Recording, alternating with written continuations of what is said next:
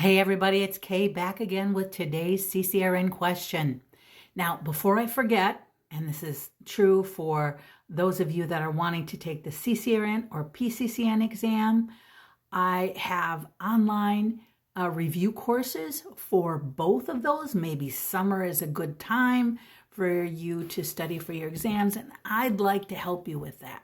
So please head over to khoppypresents.com and check out my CCRN and PCCN online review courses.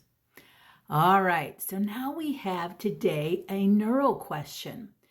Your patient is a 24-year-old male who was in a motor vehicle crash where he sustained a head injury. When EMS arrived, he was conscious, but within minutes, he rapidly lost consciousness. His right pupil is fixed and dilated, and he has upward going toes on the left. The critical care nurse would suspect the following. Is it A, subdural hematoma, B, epidural hematoma, C, intracerebral hemorrhage, or D, cervical spine injury? Take a moment and think about that.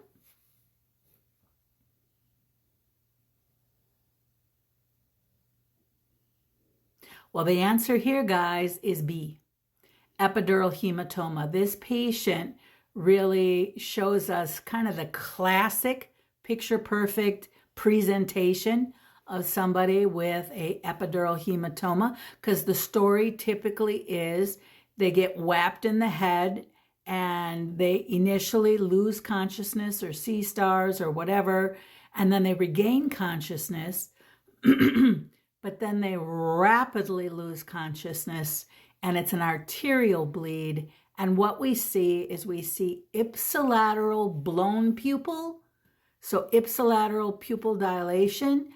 So on the side of the injury, ipsi versus contralateral. Remember, ipsilateral, same side, contralateral, opposite side. So we see a ipsilateral blown pupil and contralateral Babinski. And here it says upward going toes on the left. So these neuro reflexes sometimes get to be a little bit confusing, like Babinski.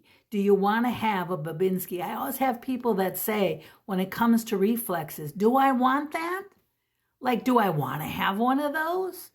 Well, you don't want to have a Babinski unless you're under the age of 2, which automatically does not qualify you for the CCRN exam for sure. So it's normal in kids under 2 to have upward going toes, positive Babinski. After that, toes should be down going. And so with an epidural hematoma, we see ipsilateral blown pupil and eyelid droop, which is called ptosis.